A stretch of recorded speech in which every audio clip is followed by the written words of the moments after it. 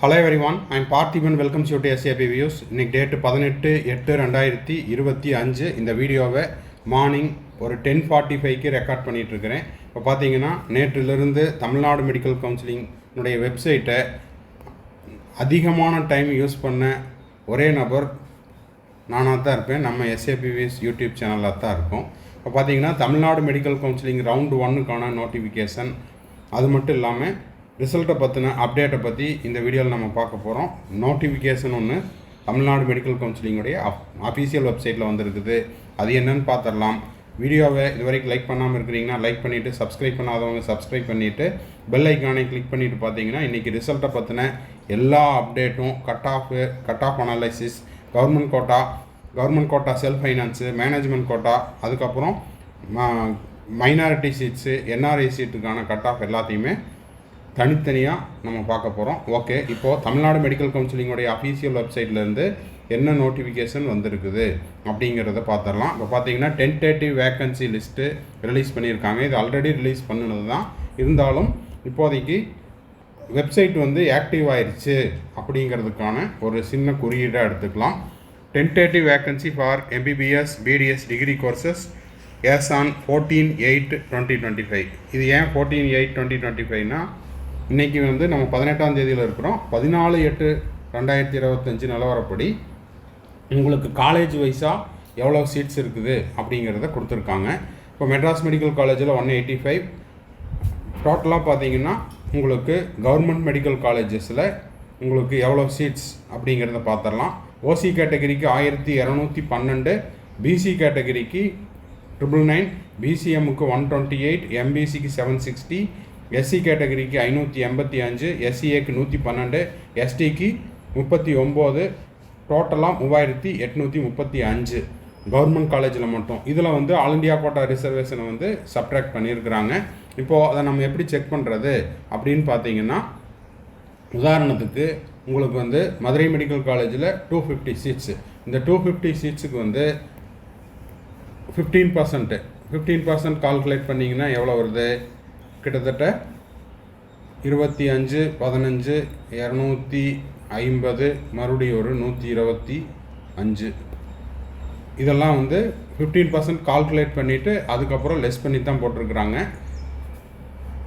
அதே போல் உங்களுக்கு government quota self ஃபைனான்ஸில் எவ்வளோ சீட்டு? ESICயில் பார்த்தீங்கன்னா 91 சீட் இருக்குது. OCக்கு 21 சீட்டு, BCக்கு 24, BCMக்கு 3, MBCக்கு 18, SCக்கு 14, SCAக்கு 3, STக்கு 1 சீட்டு.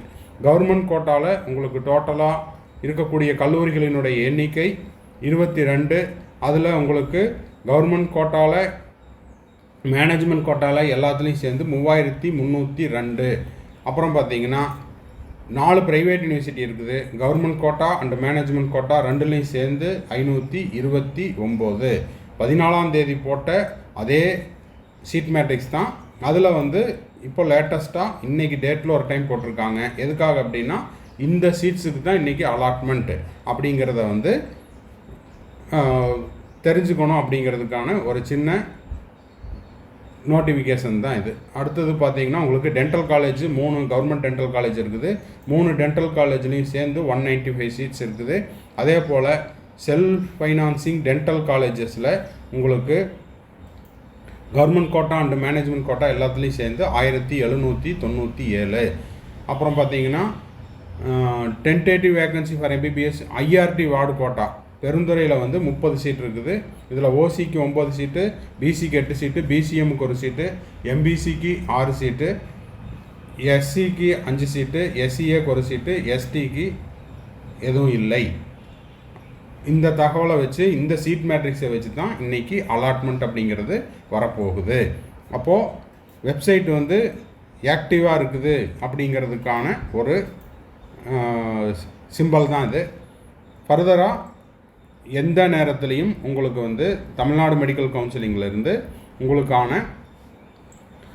Tentative result, provisional result release பண்ணிடுவாங்க.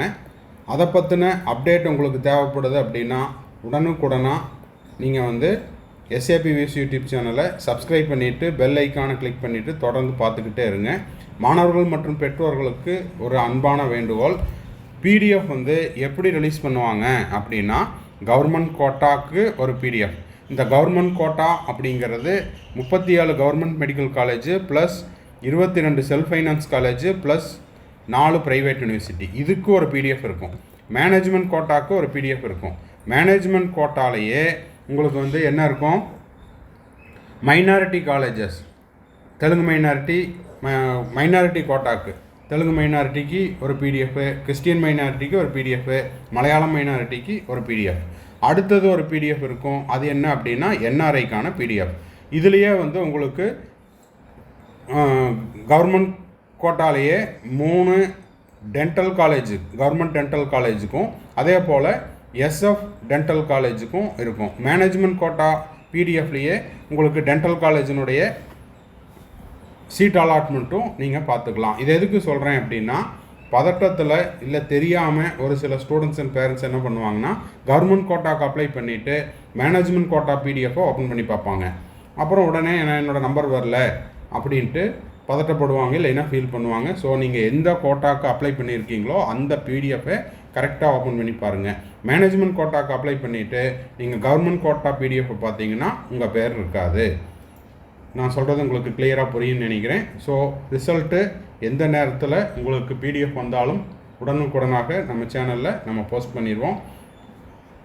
வீடியோ பார்த்துட்டு இருக்கிற அனைவருக்கும் உங்களுடைய விருப்ப கல்லூரியில் இடம் கிடைப்பதற்கு SAPVS யூடியூப் சேனல் சார்பாக அட்வான்ஸ் விஷஸை சொல்லிக்கிறோம். அடுத்தடுத்தது வீடியோ வந்துக்கிட்டே இருக்கும். கீப் வாட்சிங்.